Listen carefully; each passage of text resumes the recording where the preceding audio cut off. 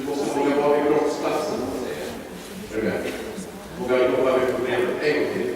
Nej, vi tar vänster. Ja. Det ser jättebra ut. Det ser jättebra ut. Ja.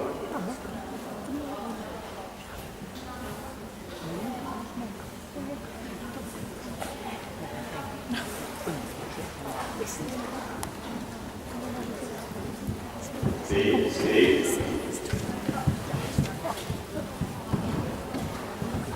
Ja. Ja, fint. Hon är lite stor på det bara. När jag såg den här hästen jag runt tänkte jag på den hänger lite ihop, den är lite tung, den är lite stor i sin galopp, lite inte så lätt att arbeta i galopp. Jättefint, men det gör det här väldigt bra. Därför så menar jag det är väldigt bra att ha sån här liten enkel övning bara för att få svar på vad befinner sig min häst, hur galopperar. Vi kan trava lite, tjejer. När den galopperade på marken först så tänkte jag att oj, det är svårt, men det ser man. Okej, jag ska hitta lite.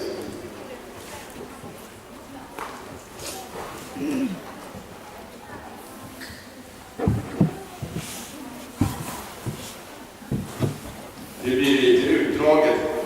Hemma i hallen så är ju eleverna vana för vi gör ju det här liksom i natt lite grann och testar av varje gång samma sak, att det sitter lite grann.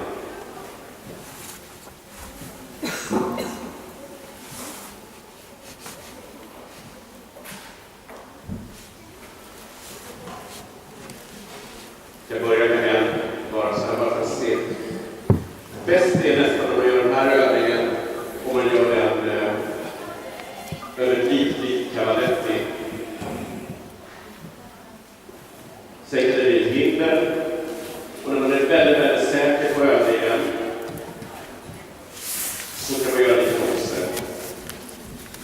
Men om man gör en också innan man är säker så får man nästan med garanti på hästen att tappa balansen, den måste sträcka sig på bakgården och inte landa i galoppen vi vill.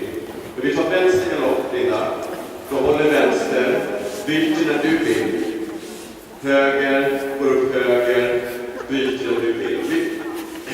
Jag har varit ett par gånger hos Marcus Erik för att bli inspirerad och han gör mycket så.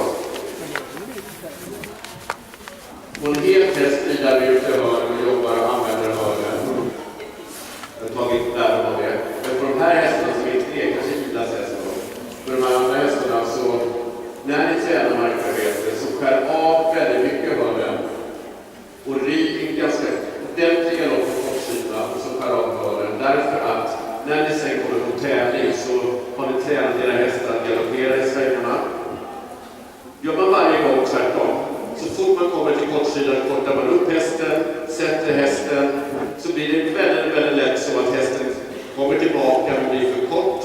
Och så vänder man upp kanske på en trekombination eller en linje och så hamnar man med för korta språng och så hamnar man mellan 2 språng och så rider man med 1 språng för mycket. Så jag tänker. Jag börjar lite då. Så gärna lite här, skär av och liksom öppna upp galoppen lite så på tävling.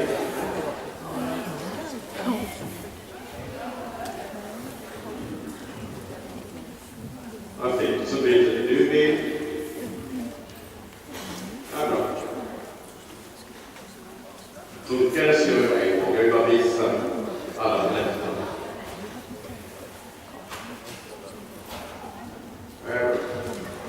Ja, fint. Fint ibland. Vad hänger på? Det är också en grej. Bra att du frågar innan. Det är också en sån här sak. Är en sak bra så gör det. Då är det bra. Då man håller på att kalla det. De här